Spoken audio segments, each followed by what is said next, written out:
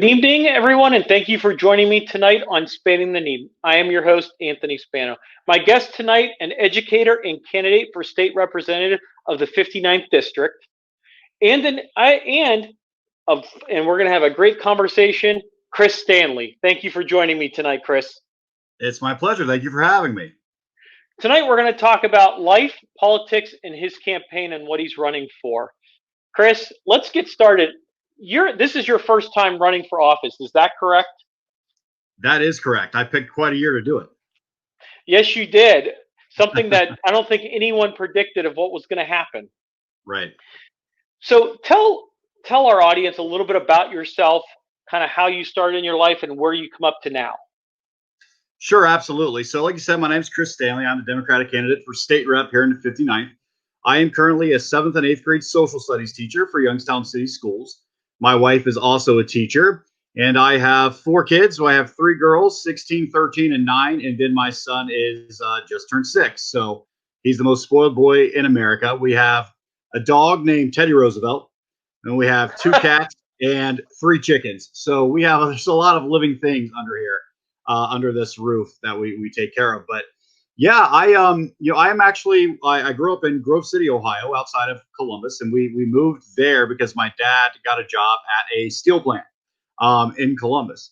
And I went to Ohio Dominican University, and actually I took a detour. I was at Ohio State, and I actually stopped going to Ohio State so I could go to the Ohio Fire Academy.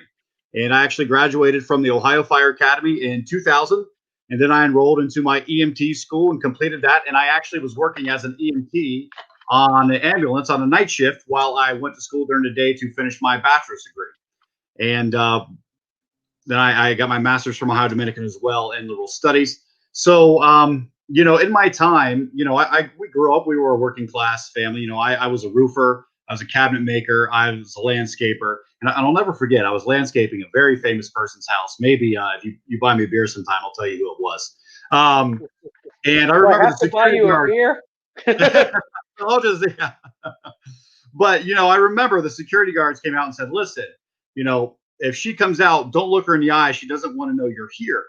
And that has always stuck with me. And because I just think that speaks to the larger issues we have here in the United States, where if you have money, you are considered a valuable asset and a valuable person. And if you don't, if you're working class, you're often looked down upon. That has always stuck with me. But I also, of course, have that firsthand experience in the public service industry as well, being, a firefighter and an EMT, and now as a teacher as well. So I really think I have a wide variety of experiences. I've done a lot of things in my time. I have been a tour guide to Washington, D.C. I've written part of the 4th and 8th grade historical textbook for the Historical Society. I've been the program manager of research and education for International Student Affairs Association. And, I'm also a children's book author. I have written 5 children's books and have my own publishing company as well. And I have been the vice president of operations for a statewide business, the Whistle and Keg. So, I think if you're looking for a candidate that knows the needs of working people in our state, knows the need of our public services and our educators and business, I'm that person. And I think that really makes me a unique candidate that's able to speak directly to a lot of what our families are going through here in Ohio. I have to have a follow-up question. So you're a social studies teacher. Yes, sir. And you said your cat was named Teddy Roosevelt. My dog is named Teddy Roosevelt. Your dog. What are your cats' names? Because I have a feeling that this is going to come. So we have 2 female cats, but they're both like male names. So we have one is Stella, but we started calling her Ringo Stella instead of Ringo Starr, And then when we got the second rescue cat, we were calling her Santana, but that has just sort of devolved into Carlos. So we have Ringo and Carlos there for our cats' names. Nice. Well, and I'll think, and I know you enlightened a little bit on this, but we talked a little bit about, you talked about your background and what kind of really holds with you. And before that, we're now in a pandemic. Why run for state rep? I think that, why do you want to get into public service and run for the 59th district? So, that's a good question that people have asked me, especially with the craziness of this year. But, I'll tell you, for me, it's a really simple answer. Public service has always been something that I've striven toward, whether it's being in the public safety industry or now with public education. And so this is something, getting involved in larger public roles has always been something I've aspired to, being a history major and a real history dork my whole life. Politics is sort of tangentially always around everything I've talked about and studied. And so here in Ohio, I'm seeing what's going on in our state, and I'm wishing that someone would step up and do something about it. And, back in last November, the Republican candidate here was going to go unopposed. And I was looking around, and then I remembered, what? I teach my students every single day that in the United States, an individual can make a difference in people's lives and in the communities they live in. And quite frankly, I was tired of looking around wishing someone would do something. And I thought maybe I'm the person that can do something. And so using that, background knowledge I have of all of my favorite people I study in history, I stepped up. It's something I wanted to do, but I kind of assumed to be 10 years from now. I mean, we're busy. We're teachers. We have 4 kids. I've got a little small business on the side. But to me, what we are facing is so much bigger than my little what's going on in my own personal cloud here that I really felt I had a lot to offer. And so that's why I stepped up. And let's talk a little bit about that. You talk about history and being AKA what you just said. I quote dork. Yes. And you know what? I love history too. So Yeah. I'll be very honest. I'm very open in these conversations that I talk to candidates and talk about their lives and their families. What person resembles you in the past in history? What is your role model in regards to having someone run for office as well? Do you have one? Well, yeah, and not to sound cliche, but to me, the role model in American politics is Abraham Lincoln. What I teach my own students who are, we're on 100% free and reduced lunch at my school. Abraham Lincoln was born in a log cabin. It doesn't matter if you were born in a log cabin. It doesn't matter if you have cracks in your foundation and holes in your roof. You, based on the merit of your own abilities, can rise and make a difference in this country. And when I think about Abraham Lincoln, he really was a true warrior poet. I mean, people, we know about the apotheosis of Washington. We've almost turned Washington into this godlike figure, right? And he would be mortified at that, by the way. But when you think about Abraham Lincoln, we've done the same thing. Abraham Lincoln was very human, and people forget that he had his own flaws. He was this sort of tragically beautiful character, and people forget at one time Abraham Lincoln was so suicidal that his friends took all sharp objects from his house, and he couldn't get out of bed for a month. So when we talk about modern issues, I, I think Abraham Lincoln is so fascinating, and Abraham Lincoln knew that this is what I think has been lost in politics, and what I always try to keep at the forefront of my mind is that, it's not about me as a person, right? The reason I want to run, the reason for public service is to serve the larger good, is to work for you. And Abraham Lincoln, I feel, never lost sight of that. He never made it about him personally. It was always about our greater good and our common cause. And if you see that from, bringing in rivals into his cabinet, from always speaking, kindly about his opponents, from finding ways to always do what was right. He was very pragmatic. Sometimes he did little shady things, but he knew it was for the greater good. And so he got that done. And he was able to define beautifully the very purpose of this nation. When people talk about all of our issues we have going on with Supreme Court and constitutional originalism and on and on and on, people forget that our second founding was from Abraham Lincoln in the Civil War. Our Constitution we are under today is from that second founding. Remember, Lincoln knew the flaws in the Constitution, much like our founding fathers knew about the flaws. And so that's why he always appealed to our Declaration of Independence. This is our purpose. And we tried to define that purpose in the 13th, 14th, and 15th Amendments, which the 13th, he was crucial in making sure that it was passed. And so I just think that as far as a politician that is every bit as human as us today, with all of the things we go through and our flaws and our jokes. Abraham Lincoln used to sit up all night long telling dirty jokes to his interns, in the War Office and trading stories. But to also be able to define the purpose of our great common cause, I think that is so lost today. Politicians, especially here in our state, they've made public service about themselves and their own power. And it's been to the detriment of the people of this state for over a decade. And I just think that is such a travesty in American history. And I really wish we would get back to serving the greater good, no matter what party you're on, because I just think we've lost sight of that entirely. Well, and I think that's and I'm a Abraham Lincoln, JFK, some of those. I don't know as much history as they do. That's a new one, that Abraham Lincoln was telling jokes in the War Department. All the time.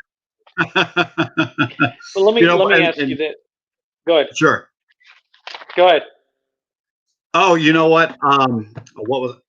Totally slipped my mind now. You can tell we're a week from the election that my brain, I'm at capacity. So it's gone. I think everyone is, because you can't campaign like you normally do. Yeah. In a variety of different ways. Right. Yeah, so it's been so just to backtrack about my race, just to show you what this year has been like. I jumped in last November against a very powerful incumbent, Don Manning. He was going to have all the money from the state Republican Party behind him. He was going to be a very powerful incumbent. He unfortunately passed away in March. And then, that changed the entire outlook of the election, obviously. And then in the summer, you had Larry Householder arrested on RICO charges, making him the most corrupt politician in our modern state history. And then my opponent was handpicked by Larry Householder himself. And I don't know if you saw the finance reports that came out, but, the state party has spent upwards of $200,000 against me in this race. And that money is because Larry Householder was able to move it. They didn't freeze it with the FBI. So we're facing, this has been a crazy year. And when if that was all it was, it would be an unprecedented race. Throw in the fact that we are on this global pandemic and dealing with everything that is, man, this has been an absolute crazy year, especially for a person like me deciding to get into politics for the first time. Well, one thing I've learned and talked to a lot of the candidates, and depends what subject you talk about, is that people are spending more time on TV, radio, and social media platforms because, or I should say, on mailing literature than they have in forever because of the pandemic. People are at home, people are working, they're really not doing anything else.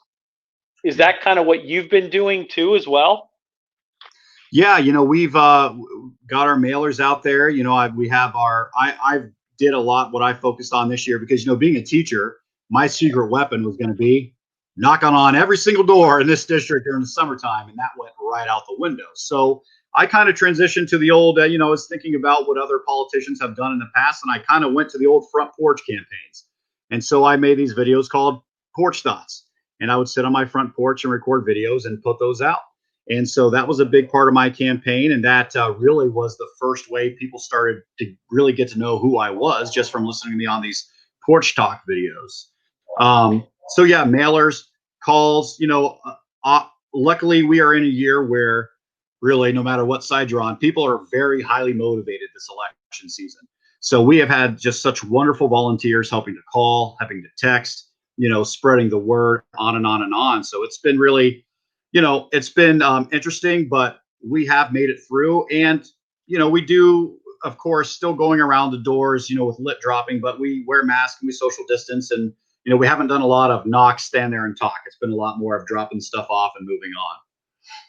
Well, let me ask you this. So people may not know, describe what areas the 59th District of Ohio is. So people understand. So if you're living in a specific area, this is what the 59th District encompasses. Yeah, so we are in Mahoning County. So Mahoning County has two state rep districts, the 58th and the 59th.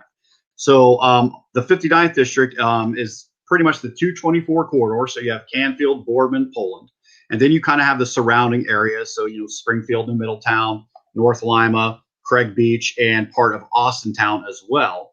So it's a very wide area, and it has the three big suburbs, but it also has that rural component as well. It's a big district. It's a big district, but that's where we are. So it's mostly a suburban and rural area here in Mahoning County. So if you live in those communities, you'll be looking to vote for the 59th district of your choice. So Yeah. let's take it to the issues at hand. So we're in a pandemic right now, okay? Yep. So, but I'm going to get to the pandemic here in a little bit. So my next question will be is how and what changes, if any, that you'll make once you become the representative? What are your plans? Well, I'll tell you what, these have been my same priorities since last November, and they haven't changed with the pandemic. In fact, I think they've only made them more apparent that it need to be done. So first, as you can imagine, education policies. Being a teacher, this has been an important issue of mine. And everything we're facing, in my opinion, goes back to education. Some things I want to implement that are new is I want to make K-12 social studies and civics education every bit as important as STEM is in our schools. We are not preparing our students to become citizens in this democracy, period. And I don't know how we hope to sustain our republic if we are not teaching our students how to be citizens in this republic. That has to change, and that starts with K-12. But some of the education issues we're facing that I want to get done, we have been operating under an unconstitutional funding formula since 1997. We base our school funding formula on property taxes, which in and of itself creates a system of socioeconomic inequality. And that means also with your property taxes, they constantly go up. You constantly have to pass levies, on and on and on. We have to fix that. By the way, ask anyone to explain Ohio's funding formula to you and to do it in less than 2 hours. Good luck. Maybe call up Pythagoras himself from the afterlife, because it's unbelievably complicated and unconstitutional as well. But we also have to get out of this system of we live right now in a culture of standardized testing. We know for a fact that standardized testing is not the way to measure student growth and learning. As teachers, we are taught that every child learns differently. We have to use differentiated instruction and a wide variety of teaching methods and on and on and on. Yet we teach every single child in the state the exact same test on one day. By the way, we don't get that info till the summertime. So how am I supposed to see what they are struggling on and improve them in that intermediate time? It doesn't work. Moreover, schools shouldn't be compared to one another. Schools should be held accountable to their own communities. We are teaching kids nowadays to take a test. We are not teaching them how to learn and how to think critically. That's not their fault. That's our fault because of these policies we put in place. If we're serious about education, we have to get it fixed. 15 years ago, Ohio was in the top 5 of education in America. We have fallen to 23rd, and it lines up entirely with this culture of standardized testing, this flawed report card system that we have here, and these for-profit charters draining our public schools dry. That's not a coincidence. If we're serious about education, let's move towards authentic assessments. Let's get rid of for-profit charters. Again, choice isn't the issue. For-profit charters, which make private owners rich off the back of our students, while our public school district lose hundreds of millions of dollars, it's not okay.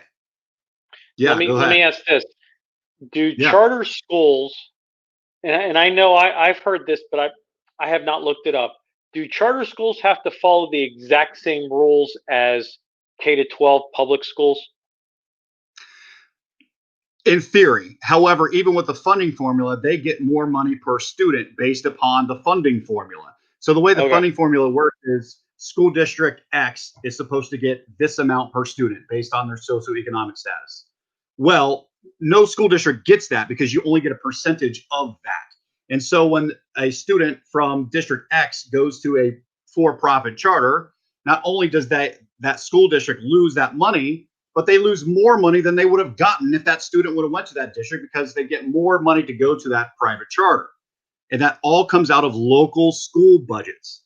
And Local schools are responsible for providing the busing and on and on and on. It's absolutely absurd here. We have to make education in this state a priority if we want to fix everything else that we've got going on here.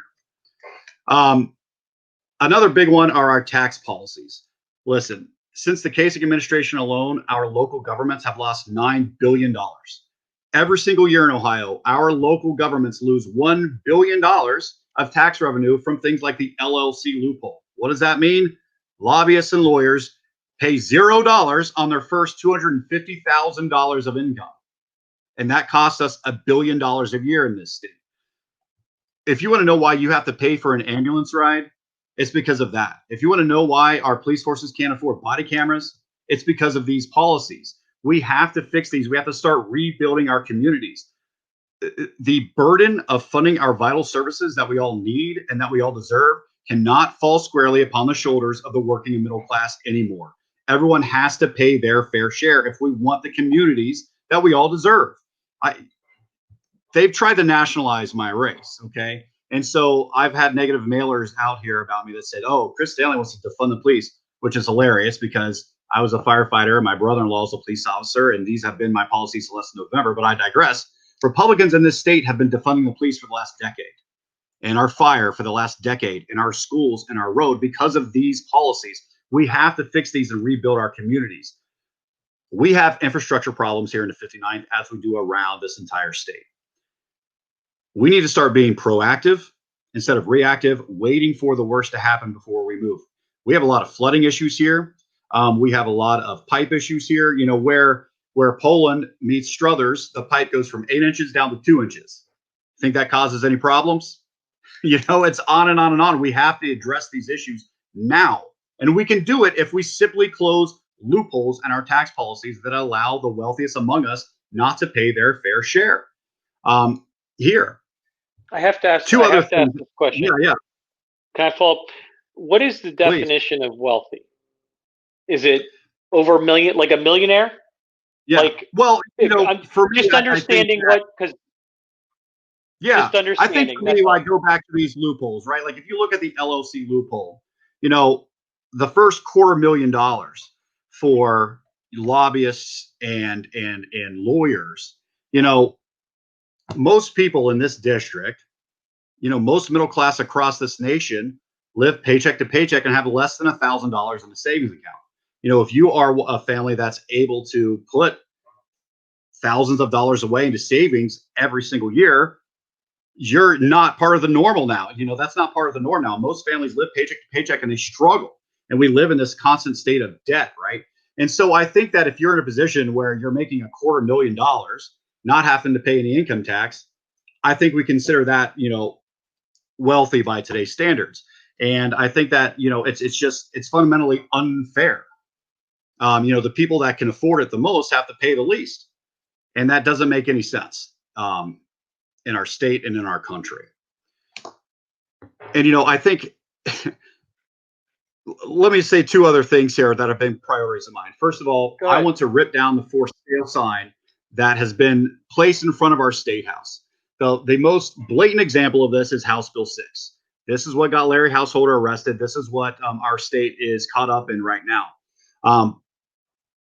You know, not only did House Bill 6 bail out a private energy company for $1 billion that you and I get to pay for, including $100 million a year to a coal burning plant in Indiana. So I'm still waiting to hear how that helps any of us here in Ohio.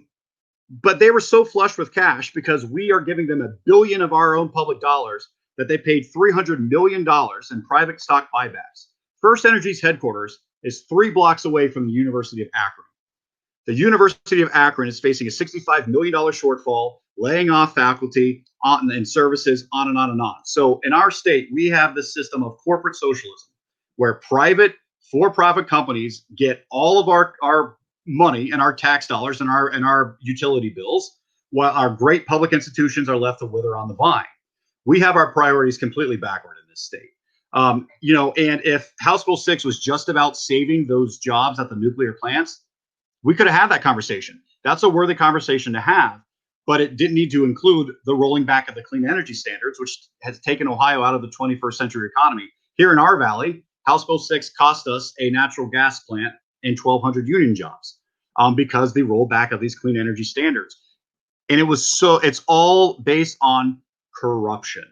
They have paid off, Larry Householder. I have a buddy who's a lieutenant with Columbus Police, and he told me that the FBI doesn't have a press conference like this unless this is an open and shut slam dunk case. Larry Householder is going to jail. Okay, he will be down as one of the most corrupt politicians in our state history. And the GOP here in Ohio, they are complicit in this culture of corruption. And by the way, just let me say, they're not corrupt because they're Republicans. I know many fine Republicans. Half of my family are Republicans. They are corrupt because they lost sight of what public service is. Public service isn't about you. It's not about maintaining power at all costs. It's about serving the people. We're supposed to work for you. They've lost sight of that, and they got too intoxicated with their own power. And so if you look at my opponent's campaign finance report, you're going to see max donations from Representative number 8 on the FBI report, on and on and on. Until we enact real campaign finance reform in this state, until we shine a light on this dark money and get rid of this, this is going to be the norm in our state. And so we really need to ask ourselves, Republicans, Democrats, independents, everything in between, do you want to live in a place where your government is chosen because they have the most money? Do you want your government to be able to choose the voters by gerrymandering? Or do you want fair maps? Do you want campaign finance reform so the people of this state can pick their government?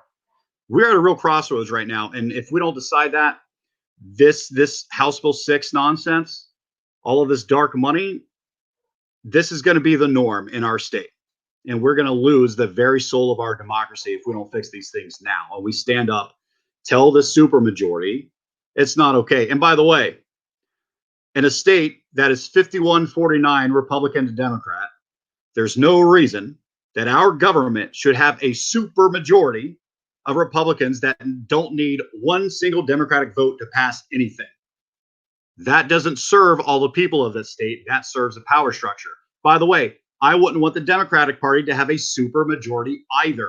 I really believe progress is made in the middle, and that is how we can advance. And that, with the supermajority and the gerrymandering we have here in the state, that has rendered that absolutely impossible. And it's just, it's a shame. They have stolen our government from us, and we have to take it back.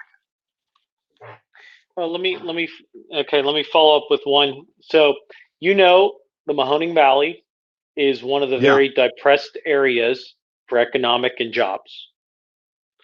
In probably one of the top areas in the state of Ohio. Yeah. What is your plan? The poorest city in America, actually. I'm sticking with Ohio for right now. Yeah. What are some of your plans to have economic growth and jobs in the valley? Yeah.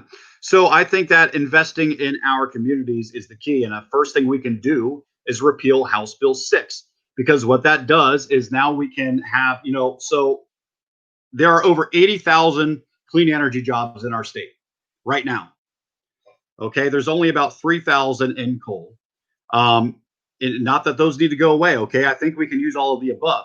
But if we repeal House Bill 6, we can really make Ohio, and especially here in the Mahoning Valley, we can really turn this Rust Belt into the Tech Belt. I really believe that. If you look at what's going on at Lordstown with, the electric battery plant and the electric truck plant, that's the tip of the iceberg. We have a highly motivated workforce here that are skilled laborers that are ready to transform this entire valley into the Tech Belt. But until we repeal House Bill 6, until we can allow foreign investment in our energy sector, and until we can allow clean energy to really thrive in this state, that's not going to happen. It is right in front of us right now. That can be our next great economic endeavor if we just make sure that our government's not in the pockets of First Energy anymore. And so to me, Anthony, if we repeal House Bill 6, we really invest into a clean and renewable energy, I think Ohio could be facing a boom, especially here in the Valley, starting next year. Well, and let me follow up. We talk about next year, Yeah. Do you feel so? Right now, we're in a pandemic.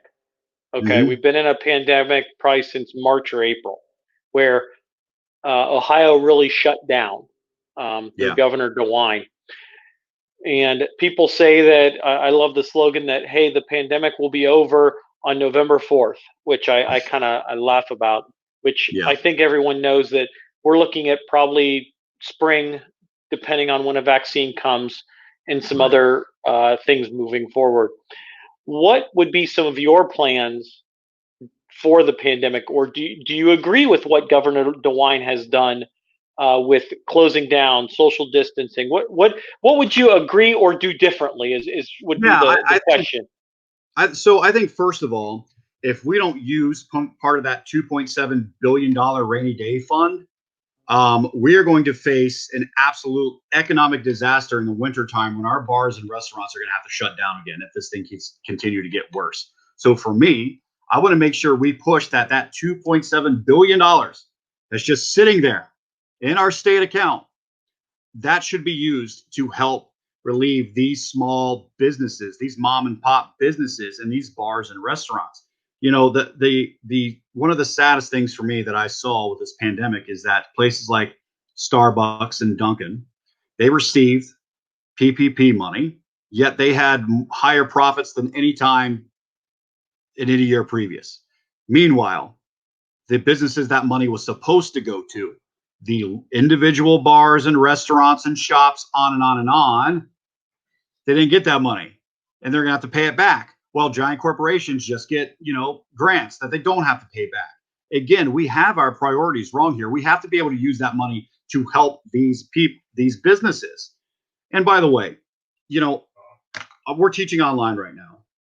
I, of course, was the vice president of operation for our statewide restaurant and bar. I wanted to get back in my classroom. I want my friends in the service industry to be able to earn their living. If we simply wore masks and social distance, we could go on living relatively normal. We could go out to eat and we could go out to shop and do those things. But because for some reason that I am scratch my head at every single day, we have turned wearing a mask into some sort of a larger conspiracy theory about government control. It's beyond me. If we really want to help get our economy started again, just wear a damn mask. I mean, simple, period. When I talk about this with people, and I use this story to illustrate my point. When I was 20 years old, I was a new MT. It was my first week on the job. And we were taking this woman to the ER. And she was mid 30s and she was just hacking, just constantly hacking. We gave her a dish, she could spit up in and all this stuff. I knew from my training, I was supposed to put a mask on her. I was young, I was inexperienced, and quite frankly, I was embarrassed. So I didn't do it. We take her to the ER, we do everything, okay? We go on. A week later, I'm sitting in the back of an ambulance. We're just waiting for a run. And I start feeling pretty bad. Within an hour, I am in the ER. I can't even stand. I cannot even stand up for a chest x-ray. And remember, I'm 6'5". I was 230 pounds, in shape, 20-year-old dude, right? Couldn't even stand up for my x-ray. I caught bacterial pneumonia from this woman. Guess how I could have prevented that or mitigated my risk? Simply putting a mask on her. Does that mean my risk would have been 0? Of course not. But it sure as hell wouldn't have been 100, right? And so, people are like, masks don't work, blah, blah, blah. I don't know how we got to the point where basic common sense and facts are gone nowadays, but it's sad in this state. And if we really, truly care about getting our economy back up and running and our kids back up in school, you literally wear a mask. And we Pretty actually simple. it was funny. It was funny you talk about that. Is I worked with Mr. Ralph, the science guy from OWOW, Okay, yeah. and I know Ralph well. and yeah, and Tim Stranick, who's the environmental healthy specialist at Youngstown State, and we did an episode on what masks work and what don't work. So Okay. that was, I mean, if people would just simply watch that, just simple, Yeah. we're just general understanding people that science background, you may not believe science, that's fine. But when we show you Is it though? live, when we show you live demonstrations, we're able to show you what works and what doesn't. And Yeah. I will say this: no masks that we wear, except maybe, I say maybe, N95s are 100%, Right. unless you're wearing a whole outbreak type suit. That's Yeah. totally different. But when we're just talking about normal, common thread, common masks, cotton masks, I think that's where it's not 100%. I think everyone Right. knows that. Right. But like you said, it's the common sense of just wear a mask. Yeah. Yeah, and again, it's about mitigating risk, right? Like, of course, it's not 100%, but if you can Hmm. decrease your chance of spreading that infection by 25%, why wouldn't we want to? Why wouldn't we want to do that? I mean, I don't know where we are in our current politics. Again, I'm thinking about us in sort of a long span of history arc here, but we are currently in some sort of era where we think doing something for someone else somehow isn't part of our American ethos. And I don't know how we got there, how we got to the point where we're like, I don't want to wear a mask because I don't want to. I don't care if it helps you or not. It's a real shame, and I don't think that really that's the country any of us want to live in, or that's not the country I grew up believing in. I was born in 1980, so I was in elementary school during the Reagan years, and then of course you're growing up in my formative years in the glorious 90s, and the America that I grew up in, the America that I still want to believe in and that I teach my kids about, it is this shining city upon a hill, right? It is this place where we can do anything if we come together and do that. When I'm looking around today, I can only imagine what these people would have done in 1942 when they were told they had to have meatless Mondays or they couldn't have, a bag of sugar this week. I mean, my God, the sacrifice for the common good, that concept is largely gone from our society now. And it's a shame. And it starts with Let me ask leadership. you. Let me follow up with this. And like you said, you're a history teacher. Have you taught your students the Spanish flu? Yeah. Yeah, we do. We So talk about that. And especially here in Youngstown, it was brutal in the Mahoning Valley. And if you look at all these pictures, actually an interesting I'm getting story off about, topic, but it's just yeah. something I wanted to follow up on. Yeah, so an interesting story about this is the Spanish flu, which originated in Kansas. Um, there was a first wave and it killed a lot, but the second wave is what was really deadly. And by the way, really the reason Germany surrendered in World War I is because their army was so decimated with the flu.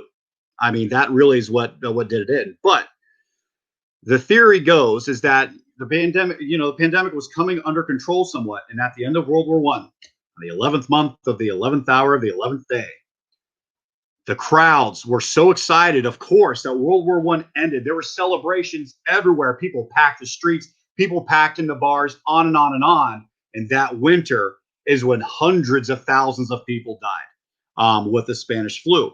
And so, again, it's cliche. Those who don't know history are doomed to repeat it, right? It seems that we are right back there. If you look at pictures, especially in the Mahoning Valley from the Spanish flu, people are wearing masks.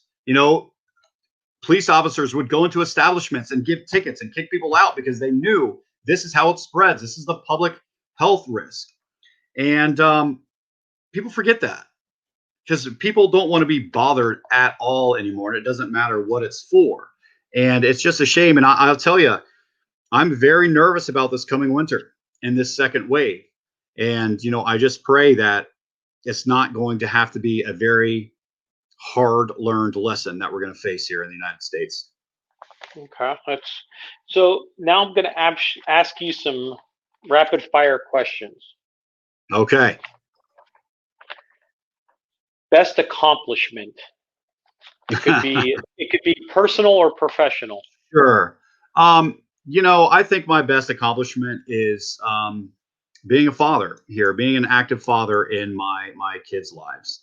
I had a pretty rough upbringing, and I have not been perfect. We're a blended family. I've been divorced, but one thing that I've always kept sight on is that the well-being of my children is number one importance. And my ex and I work very well together to do that. My wife and I and our family, we always do that. And so really, not to sound too sappy, but I really think that is my greatest accomplishment, and my kids are my greatest accomplishment and my legacy. Best memory. Best memory. You know what? I'll give you some tough questions. These are about the toughest they're going to get. I know. You want to talk politics all day, and we got best memory. Oh, you know what? I have, a lot of really good memories, but some of my best memories are when I was in middle or high school. My 8th grade trip to Washington, D.C. changed my life. I sort of wanted to be a paleontologist up until that time. I was really into, dinosaurs and anthropology and archaeology. I loved it, and that's what I wanted to pursue. When we went to our 8th grade trip, I was just mesmerized and intoxicated by the district and the history and the possibilities. And really, I think that's what's led me in the direction of pursuing political science and history and on and on and on. And to this day, Washington, D.C. is still my favorite city on the planet. And every time I go there, I'm that 14-year-old boy again, just in awe here. So I'm gonna chalk that one up. Favorite memory. Okay. And then the last question: if there was one person you could meet, past or present, who would it be? See, now this is a tough question because sometimes you don't want to meet your heroes, right? But we started with Abraham Lincoln. Let's end there. If I could meet one person in the past, it would be Abraham Lincoln.